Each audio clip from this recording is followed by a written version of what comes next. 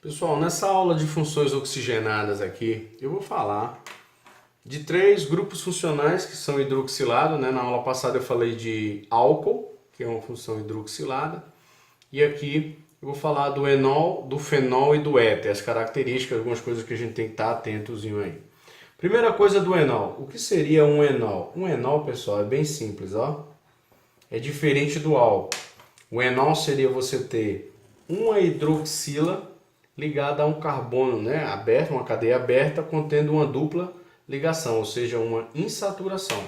Quando você vem para o fenol nada menos é do que você ter um anel aromático ligado a ela, uma hidroxila. Então a hidroxila tem que estar ligado diretamente ao anel aromático. E quando você vem ver e estudar um éter, o éter ele tem uma característica. O éter eu vou ter aí um oxigênio ligado entre átomos de carbono.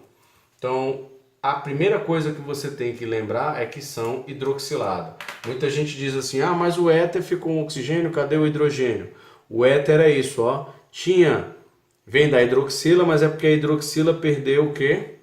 Perdeu aí o hidrogênio, ficando aí disponível para ligações, de carbonos entre o oxigênio. Então eu posso ter esse comportamento. Então a função eu tenho que analisar isso daí. Outra coisa, o enol ele tem uma característica. O enol ele fica em equilíbrio. Eu tenho o equilíbrio enol-aldeído e eu tenho o equilíbrio enol-cetona. Então eu tenho esses dois equilíbrios. Aí você diz, por que o enol-aldeído e o enol-cetona? Existe um procedimento na química chamado de ressonância. O que é isso? Essa ligação π ela quebra. Ela vem aqui para o lado do oxigênio e o hidrogênio vem para cá. Então ela pode formar uma carbonila. O que seria uma carbonila? Uma carbonila é um carbono com uma dupla O. Se essa dupla O formar nas extremidades, eu tenho um aldeído. Se essa dupla O for formada entre carbonos, eu tenho uma cetona. Então é fácil de você aí identificar esse procedimentozinho aí da identificação, porque o enol ele tem esse equilíbrio dinâmico. Na química a gente chama isso de tautomeria, ou um equilíbrio tautômero. É uma ressonância, né? Essa alternância da ligação π, ou seja, do par eletrônico. Esse par eletrônico ele fica oscilando. Então eu vou ter, se eu tiver aldeído, com certeza eu tenho enol, na verdade. Se eu tiver cetona, com certeza eu também tenho enol. O nominho é bem simples, Quantos carbonos eu tenho aqui? 2. Então, et, uma dupla, en, com a terminação ol. Ele tem o mesmo, terminação do álcool. Mas por que você não vai confundir com álcool? Porque o álcool é a hidroxila ligada em carbono saturado, que foi o que a gente viu na aula. Não vai acontecer isso. Já o fenol, você vai ter aí, a hidroxila ligada aonde? No hidrogênio. Então eu chamo esse SOH de hidrox, que eu considero ele como se fosse um radical. E o anel aromático eu chamo de hidrocarboneto, que é o benzeno. Então o nome fica hidrox-benzeno.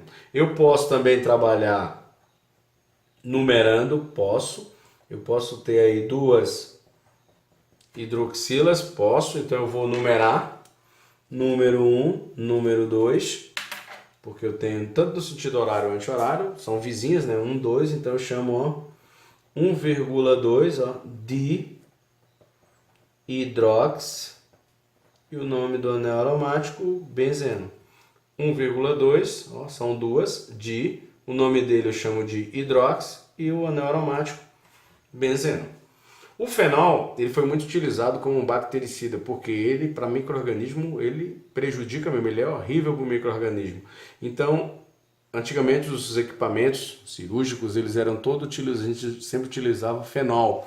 Mas só que os caras começaram a observar que o fenol começava a corroer a mão. Então eles foram analisar e observaram que o fenol, ele tem uma capacidade, de liberar aqui um átomo, ele libera um átomo de hidrogênio, que isso é uma característica dos ácidos.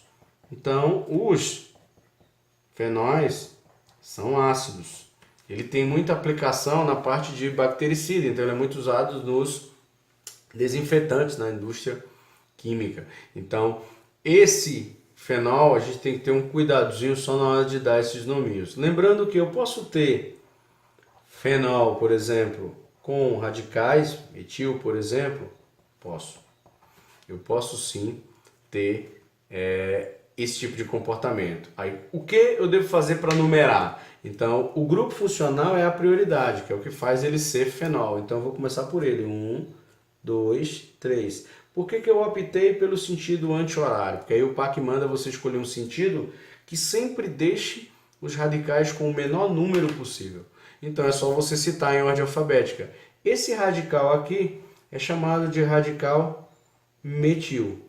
E isso aqui eu chamo de hidrox. Então primeiro vem hidrox, né? Ó, 1 hidrox. E eu coloco agora, tracinho, 3 metil, que é o radical, e o nominho benzeno. Então o nome fica 1 hidrox, 3 metil, benzeno. Então a gente tem que ter um cuidado na hora de trabalhar aí esses grupos funcionais, ok? Você pode observar que eles têm aí, ó, hidroxilas presentes na sua estrutura. E essa hidroxila, consequentemente, tornam eles com certa solubilidade em água. Então eu posso afirmar que esses compostos ele têm solubilidade em água, a não ser que eu vá tendo muitas cadeias. Então quanto maior o número de hidroxilas, consequentemente maior a solubilidade. Isso é importante, entendeu? Então esse oxigênio torna também apresenta no caso uma certa polaridade. E eles podem fazer ponte de hidrogênio, já que eles têm hidroxila, o OH, disponível na periferia. Então ele pode também ainda fazer isso. Então eu tenho que estar atento a essas questões e principalmente dominar, identificar isso. Mas é fácil de identificar, seria a hidroxila ligado ao anel aromático. Se você observar o éter, você vê que o fenol, ele depois que teve todos essas características ácidas descobertas, parou de se usar para o processo de esterilização. Foi o tempo também que desenvolveu autoclave, estufa, então foi perdido um pouco o foco na questão bactericida, né? Do ponto de vista de esterilização, mas o bactericida dele, como é forte, ele ainda hoje é usado como, numa maneira de contextualizar, como sendo aí um desinfetante. Já o éter, né? Esse daqui, muita gente diz que é um cheiro de hospital, mas hoje ele é bem procurado pelos traficantes porque ele é um bom solvente orgânico, então ele é muito utilizado no refino de cocaína. Por isso, se você for pego com ele, tem que ter justificativa, tem que ter autorização, isso é monitorado pelo Exército, então não é Polícia Federal, então tem que ter cuidado de trabalhar o éter. Mas o éter teve muito presente nos carnavais, né? Na questão do loló, né? Do lança-perfume, o pessoal usava bastante éter, e éter ele tem seu teor de toxicidade e agressividade. Muita gente usa éter no cabelo lá, né? Usa também formol, quer dizer, são substâncias químicas que podem danificar. Mas o éter, a gente só vai observar que entre carbonos, ó, eu vou ter o oxigênio. Ele pode aparecer em cadeias fechadas? Pode. Você vê que eu tenho um carbono aqui e outro carbono aqui. E ó, o oxigênio ligado entre os carbonos. Tenho que ter cuidado. Com relação à nomenclatura, eles trabalham, na verdade, eu vou usar a terminação ox, mas eles têm uma regrinha. Eles pegam e fazem a seguinte estrutura, né, de nomenclatura. Ele chama de radical menor, mais o nome ox, e coloca o nome do radical maior, só que chamando isso, no caso, de hidrocarboneto. Aí, como seria um exemplo desse? Vou colocar aqui, ó, CH3O, CH2, CH3. Como seria o raciocínio? Você vai isolar aqui o oxigênio, que é o grupo éter, e eu tenho aqui, ó, um grupo maior com 2 carbonos e um grupo menor. Só que esse radical menor, o que importa é o prefixo da quantidade de carbono. Por exemplo, não é um carbono? Então fica met. Terminação ox, ó, metox, e eu chamo o radical maior de hidrocarboneto. Se é hidrocarboneto, então 1, 2 é et, só tem ligações simples a N, hidrocarboneto eu chamo de O. Como é o nominho dele? Metoxetano. Só que eu posso trabalhar a chamada nomenclatura usual. O que é que ele diz o usual? O usual ele manda você isolar, por exemplo, ó, do mesmo jeito que eu fiz o oxigênio, e chama isso e isso de radical, ou seja, chama isso de metil e isso de etil. Quem é que vem primeiro em ordem alfabética? O etil. Então fica etil, metil e no final dá um espaçozinho, coloca o nome éter. Então olhe essa possibilidade de nomenclatura. Então é muito comum a gente ter também esse tipo de procedimento. Então cuidado aí na hora de dar nome. Isso aqui é um nome usual muito comum no ramo aí do éter. Quando a gente fala em propriedades, você vai observar que o éter, ele tem, na verdade, ó, se eu fizer um éter, ele tem uma angulaçãozinha. E isso faz com que os vetores aqui, ó, não se anulem, seja diferente de zero. Então, o éter, ele tem uma polaridade. Ele não faz ponte de hidrogênio, mas ele tem uma certa polaridade. Então, ele gosta também um pouquinho de água. Só que se a cadeia carbônica for grande demais, aumenta a parte apolar. Então, eu posso dizer aí que quanto menor a cadeia, consequentemente, maior a solubilidade aí em água.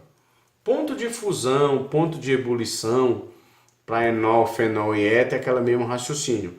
Se você for comparar funções diferentes, você vai usar as forças intermoleculares. Se é ligação de hidrogênio, se é dipolo, se é dipolo induzido. Então, moléculas polares sempre tem ponto de ebulição maior do que moléculas apolares. Quando você compara a mesma função, aí você vai raciocinar da seguinte maneira. Ó.